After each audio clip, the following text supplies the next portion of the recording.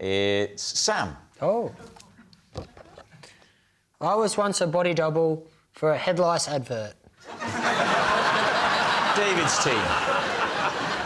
What do you mean a body double? I had head lice at the time. OK. They show the boy, and then they show the back of the head with the lice. I was not the boy, but that back of the head, and those are my lice. So when they were casting the advert, they thought, well, we can't cast someone who's necessarily infested themselves. The lady who invented the comb, it was her son.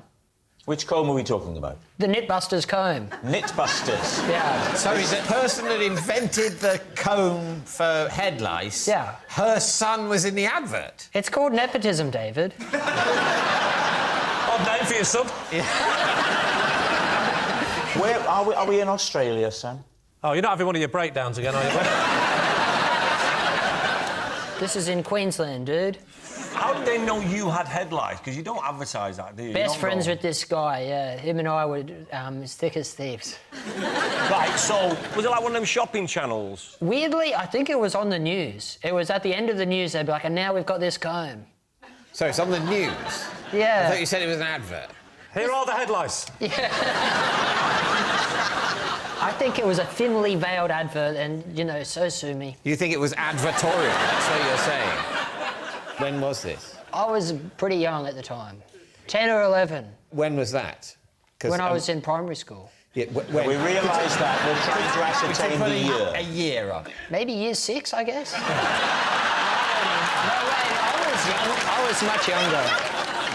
You haven't said what you had to do in this advert or this appearance. So I just was the back... You know, like, any time you see someoone's hands in a movie, that's not really their hands. That's not true. That is true. What you mean is sometimes when you see someone's hands. I think every time. Not every time. Sometimes when they scratch their face, that's their hand. If you see Tom Cruise scratching his face, there's not someone going... Cruise has got a scratcher. Cruise has got a scratcher. So, in the 1990s, there was a breakthrough in the treatment of nits in Australia. A new comb was marketed. Yeah. Yeah. And what was so great about it? What was new about it? That the previous I think the spacing between the teeth on this comb was just really gobsmacking. Up until then, they were like that far apart. They just...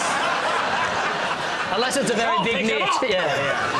It's the obvious design feature to tinker with on a comb, isn't it? How did you feel when they offered you this? Because in the one level, oh, I'm going to be on the telly, but showing my nits.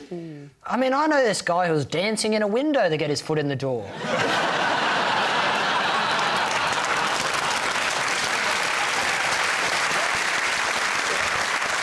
All right, well, what do you think?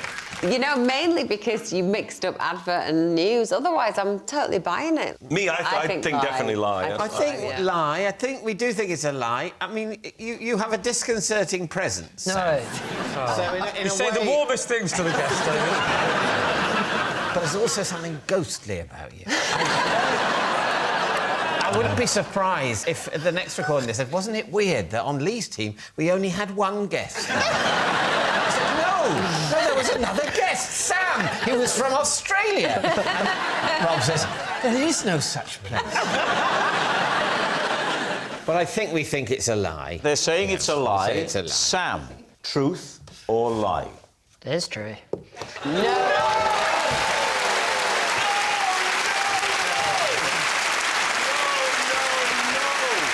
It's true. Sam was a body double for a head lice advert. Please welcome this week's special guest, Michael.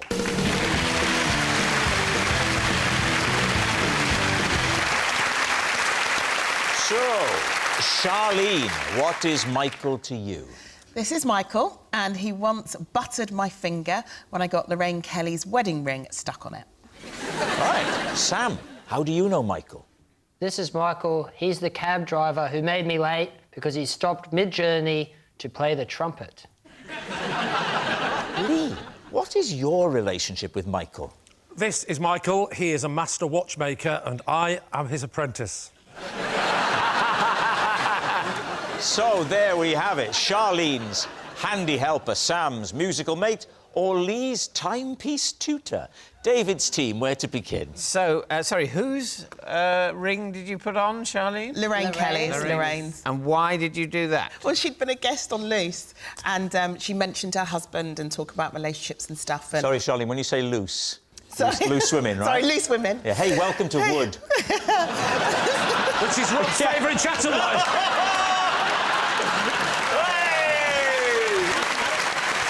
Sorry, Charlene. Sorry, OK. no, and during the show I was looking at her ring, and it's so beautiful. I can't tell you how beautiful her ring is.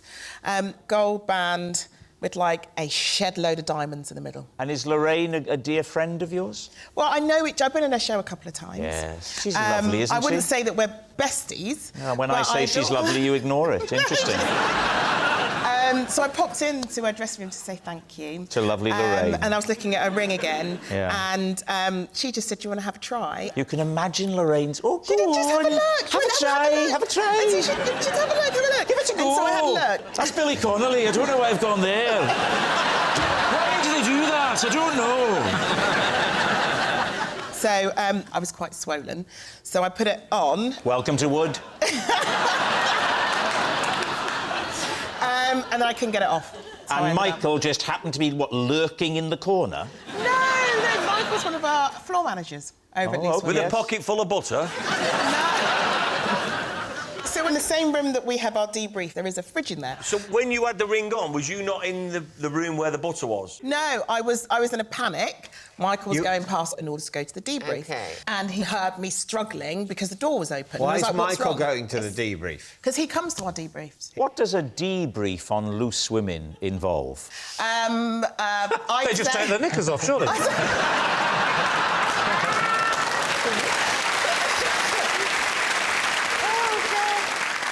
What did Lorraine feel about the fact that her nice ring's now got quite a lot of butter in it? All the dressing rooms have en-suites, so I ran straight to the en-suite and basically started washing it and really hoped it didn't ruin. And then the main the ring. diamond popped out into the toilet bowl, which wasn't blocked, and down it went. Luckily, Bono was there. And he said he still haven't found what you're looking for, then. He said I would have been here earlier, but the streets have no name. OK, so is that the end of the story? Joshua Tree. What? Nice to be involved, isn't it? All right, who would you like to quiz next? OK, Sam. Remind us of your statement. I know Michael. He was driving a cab that I was in. He made me late for an event because he stopped the car to play the trumpet. He's got the trumpet in the cab. Yeah. Did you ask him to play the trumpet? Did you say, hey, mate, can you play that? No, he said, where are you from? And I said, Australia. And he said, I can play any national anthem on the trumpet. Where are we, Sam? I don't know the suburbs very well, but we were going to the Museum of Public Executions. Hang on. Was it a black cab? Yeah. And remind us, I couldn't hum the Australian national anthem if I tried. What does it sound like? Can it waltz in Matilda? Or is it the theme to Home and Away? How does it go? Australians, all let us rejoice, for we are free. That's the first part. It's rousing, isn't it? I mean, if that doesn't get you ready for battle, I don't know what does. How had you found this black cab? In the city.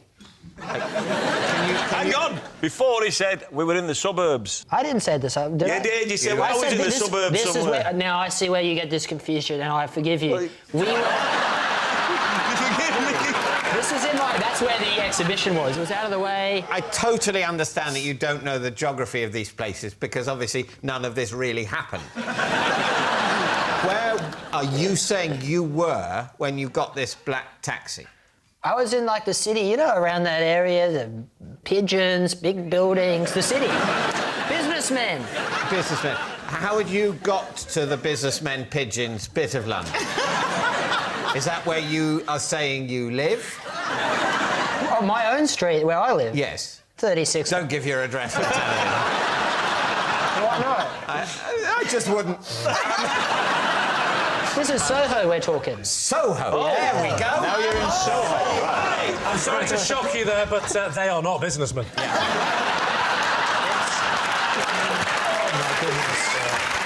It's a form of commerce. Now, Let's shift our attention to the actual when he started to blow his trumpet. Yeah. And where did he get it? He was in the front with him, presumably. He had the trumpet under his, like, I guess, second seat. The passenger seat. Passenger. yeah, but except in a black cab, there isn't a one. seat there. There's no seat there. Which you wouldn't have seen from the back. Yeah, I don't know. I'm still learning about this. You're on your own after that one. Amazing city. Nevertheless, when we pointed that out, you had the look of someone who'd been discovered. No. Don't ever try to read my face, because that's private. Unlike your address. That's brilliant. Now, Lee, remind us of your statement. This is Michael. He is a master watchmaker, and I am his apprentice. So, you're changing careers. I'm glad to hear it. Oh, I'm not changing careers. No. It's an interest of mine. It's a hobby. What's your favourite watch?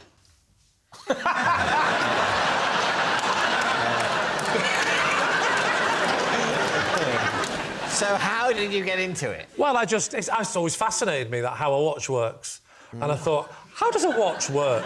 Do you know what happens inside a watch, David? I do. My granddad used to mend watches and my dad was a fanatical watchmaker. So. Oh, God. So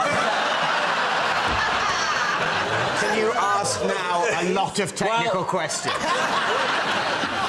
See, he's not wearing a watch, guys. Oh, he isn't wearing a watch, but Have you got my watch? How did you get in touch with Michael? He's got a YouTube channel for watch repairing and the like. Yeah. So I thought, I'll learn to repair a watch. I'll learn to strip a watch and put it back together again. How did you get in touch with him? We contacted him through YouTube. He's got a link. OK. And what I know you know as much about YouTube as I do, Yeah, so I know, I can absolutely. say anything, can't I? I reached into the screen and... clicked on his link and the doorbell rang. And so you're his apprentice. Yeah. Where do the lessons happen? Apprentice is a loose word. I would call myself his apprentice because... Because that was a lie you were given on a panel show. I just got into watching his various videos, and then eventually I contacted him, and he was nice enough to do a one-to-one session because I was stuck on one particular problem. But I want to know, what's your favourite watch? You didn't answer that question. The watch I worked on, it was the Seiko 5. Seikos are digital, aren't they? Well, that's why I ruined it. I felt such an idiot when I said to Michael, I said, why is it not ticking? Said you got stuck on a problem. Oh, there was a complication. What was the complication? It was a problem. It was a date. And the complication was what? Mending the bit that told the date. Oh, you heathen. The complication is the date. That's what you call something on a watch that isn't the hour or minute. Oh, the complication. Yes, I think that's right. I think when a watch has more than one feature, then I think they're called complications. Well, there you If go. it had the day and the date, it would have two complications. So what's the problem with the watch? Nothing wrong with the watch. I just bought a watch to see what it'd be like to take it apart and put it back together again. Right. Big cogs? Big cogs. Big cogs? Oh, big cogs I really like doing it. Big cogs. Have you got big cogs in your watch? They tend to call them wheels in watches rather than cogs. That's another thing he's given us. Yeah. Wheels and complications. And you have a one-to-one session with Michael. Yeah. And what happens in the one-to-one session? Michael Bolton, by the way, that's his name. And he's got two friends. One's called Andy Murray and the other's called Dennis Taylor. Genuinely true, that. While we're on genuinely true, is he a watchmaker and you're his apprentice? No. All right, we need an answer. So David's team, is Michael Charlene's handy helper, Sam's musical mate, or Lee's timepiece tutor? I don't know Sam well enough to know whether he'd be a good enough liar to seem so implausible about the truth. We could have dinner. And also, black cabbies, they do like to talk, but they're not going to get away with getting out the car and playing the trumpet. They're on a meter. Are we happy to rule out Sam? Let's rule out Sam. I OK. think. Sam's got to go. I'm really happy because I've never got it down to me and one other before. This is fantastic. fantastic. Wow. He is so good at talking very that good. he could double bluff us. This could be true. It is true.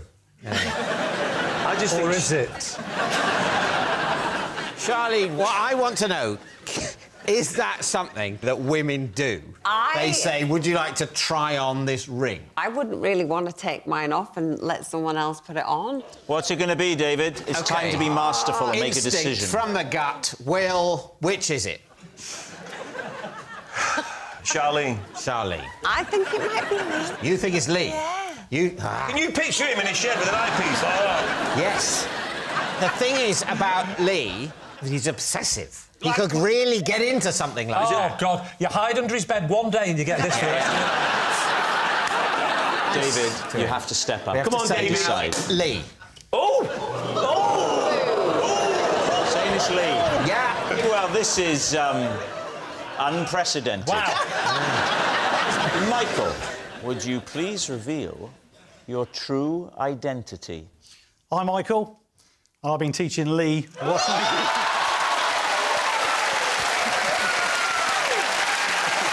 Yes, Michael is Lee's timepiece tutor, and we have some proof.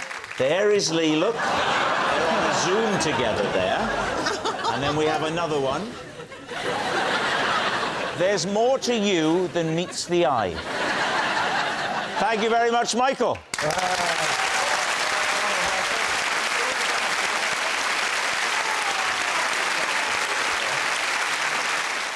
When customers complained about my behaviour in a supermarket, I received a particularly harsh punishment. David's team. Are we to infer that you were employed by the supermarket? I was an employee. In what role? Checkouts. And what was it you did then that upset them? So people would buy like a roast chicken that had been pre-cooked, and then... It's the only way you can get a roast chicken.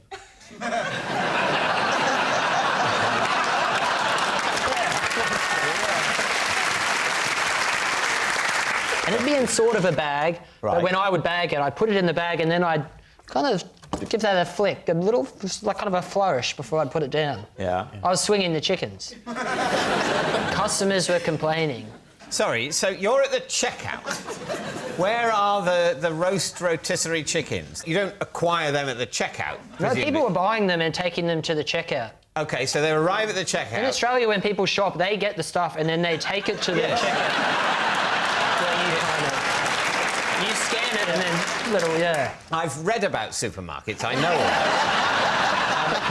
It's your job on checkout to double bag the chickens. Yeah.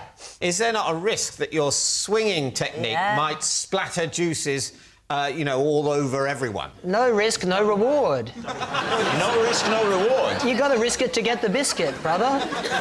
What is the biscuit in this analogy? Just a splash of colour in people's lives. They're eating this So chicken. to get a It's splash sad. of colour, the entertainment of that gesture, you think the risk of essentially splattering chicken fat in a wide arc, it's worth it? Did you say you had a strange punishment? This is not from the boss, but the supervisor. The circus was in town. What? The circus came to town. The circus came to town. I wasn't expecting that. To advertise that someone with a monkey came and they were handing out flyers outside of the supermarket. Hang on. Is this the same story? Yeah. There's a monkey now. I'm serious. Come on. OK, Sam, go on. So everyone else was taking their break. They were going out to look at the monkey and to admire it. And because I'd been up to all this stuff with it, I was not allowed to go on my break to look at the monkey and never got to witness it. I wanted to go out, everyone else, and my friend came back and he goes, you wouldn't have wanted to see it. It was covered in scabs. And the boss and the supervisor, I don't know if I should even mention this, they were having an affair and they were going on cruise ships together. They were having an affair. Can I just tell you now, right? In this show, if you're given 3 different truths or lies, spread them out throughout the show.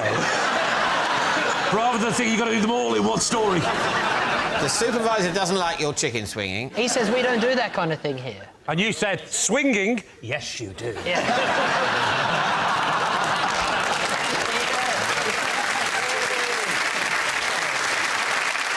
Right, it's time to go for your guess then. Can we pass just this one? We're leading On a mastermind you can pass, can you? You don't have them sort of going, no, guess! Guess who was the Emperor of China in the 4th century? It's down to you, Well, boss. that's... It's down to you, I'm Lee. going true. You're going to say? All right. They think it's true, Sam. Was it true or was it a lie? It was true.